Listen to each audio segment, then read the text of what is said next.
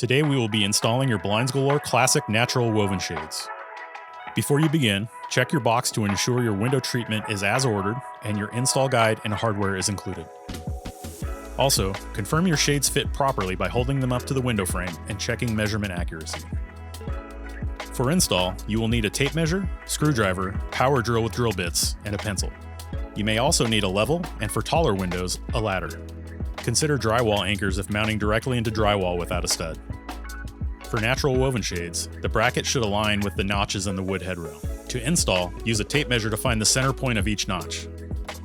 Mark those measurements in the window frame for the bracket placements. Drill the marked points, and then screw in the brackets. For shades wider than 36 inches, we recommend a 2-person installation. Lift the shades into place, slide the bracket screws into the headrail, then secure each side by tightening the wing nuts. Finally, attach the clear handle to the bottom rail. Make sure to test your shades by raising and lowering slowly to ensure even movement. Check for proper tension by stopping at mid-window. If your shade has a top-down, bottom-up feature, test the top rail by lowering and raising to ensure proper function.